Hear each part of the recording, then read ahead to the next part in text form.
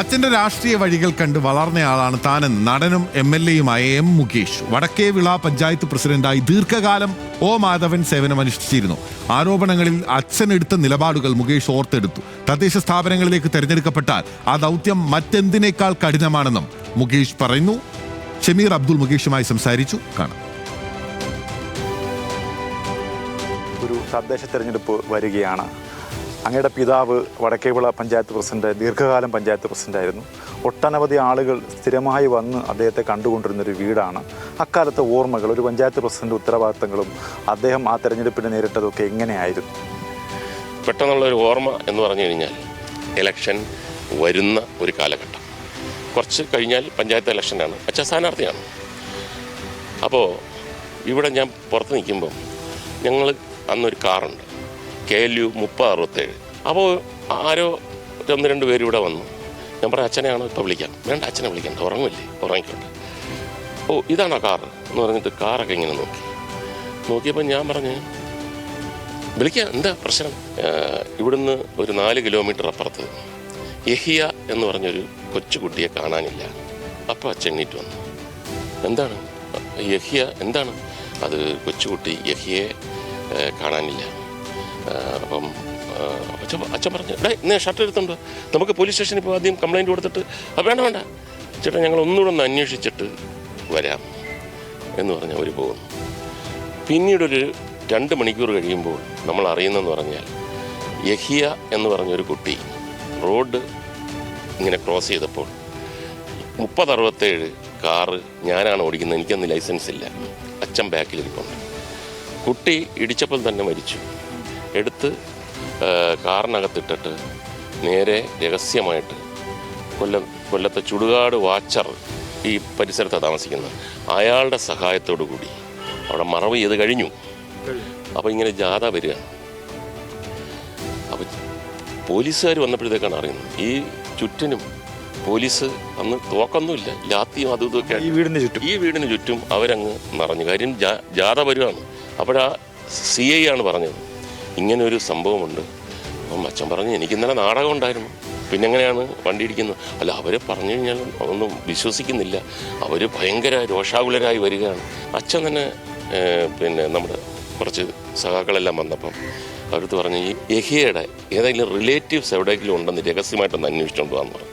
അങ്ങനെ കാവനാടെന്ന് പറഞ്ഞൊരു സ്ഥലത്ത് ഒരു കൊച്ചാപ്പാട വീടുണ്ട്, അവിടെ ഇവൻ പോകാറുണ്ട് എന്ന് ഉള്ളൊരു അറിവ് വന്നു. അപ്പോൾ ഒരു പോലീസ് ജീപ്പും ഒക്കെ ആയിട്ട് കാവനാട് പോയപ്പം ഈ വീടിൻ്റെ മുമ്പിൽ ഒരു കുട്ടി നിന്ന് കളിക്കുന്നു. 2-3 കുട്ടികളൊക്കെ ഉണ്ട്. അപ്പം പോലീസ്, ആരാ യഹിയ എന്ന് പറഞ്ഞപ്പോൾ ഞാനാ യഹിയ എന്ന് പറഞ്ഞു. ആ ബാമോനെ എന്ന് പറഞ്ഞിട്ട്, നീ അത് ഞാൻ വീട്ടിൽ നിന്ന് എന്നെ വഴക്ക് പറഞ്ഞു, വാപ്പ എന്നെ അടിച്ച്, അതുകൊണ്ട് ഞാനിങ്ങ് പോരുന്നു. അപ്പം കൊച്ചാപ്പ പറഞ്ഞ് 2 ദിവസം കഴിയുമ്പോൾ ഞങ്ങൾ കൊണ്ടാക്കാമല്ല, വേറൊരു അത്യാവശ്യമുണ്ട്, മോനെ ഞങ്ങളങ്ങ് വീട്ടിലാക്കിയേക്കാന്ന് പറഞ്ഞു. അപ്പോൾ പോലീസുകാരില്ലേ അയാൾ സമ്മതിച്ചു. അങ്ങനെ ഏകദേശം ആ വളവ് തിരിഞ്ഞു ജാഥ. ഈ മതിലിൻ്റെ പുറത്ത് യഹിയെ കയറ്റി നിർത്തി. അപ്പോൾ കുറച്ച് ഫ്രണ്ടിൽ നിൽക്കുന്ന ആൾക്കാർക്കും യഹിയുടെ വാപ്പായൊക്കെ അതിനകത്തുണ്ട്. അപ്പോൾ അവരൊന്ന് പതർന്നത് പോലീസുകാരും നമ്മളെല്ലാം കണ്ടു. അപ്പം CI പറഞ്ഞു, എല്ലാവരും ഒന്ന് വെയിറ്റ് ചെയ്യും, മോനെ യഹിയ എന്നൊക്കെ പറയാനുള്ളത് പറഞ്ഞു. എന്നെ ആരും ഒന്നും ചെയ്തിട്ടില്ല, എന്നെ ഇങ്ങനെ വഴക്ക് പറഞ്ഞ് അടിച്ചതുകൊണ്ട് ഞാൻ കൊച്ചാപ്പാട വീട്ടിൽ പോയതാണ്. കൊച്ചാപ്പ പറഞ്ഞ് 2 ദിവസം ഇവിടെ നിന്നിട്ട് മറ്റന്നാൾ കൊണ്ടാക്കാമെന്ന് പറഞ്ഞു. എന്നെ ആരും ഒന്നും ചെയ്തിട്ടില്ല എന്ന് പറഞ്ഞു. അവിടെയാണ് രാഷ്ട്രീയത്തിൻ്റെ ട്വിസ്റ്റ്.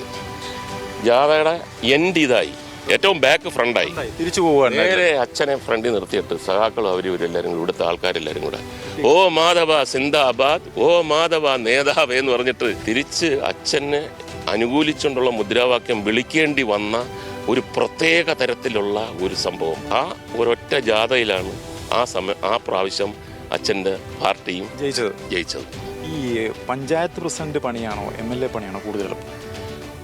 അത് തീർച്ചയായിട്ടും പഞ്ചായത്ത് പ്രസിഡന്റിനെക്കാട്ടിയും പിന്നെ കൂടുതൽ ഉത്തരവാദിത്വം MLAക്ക് ഉണ്ടെങ്കിലും കുറേ കൂടെ റിലാക്സ്ഡാണ്.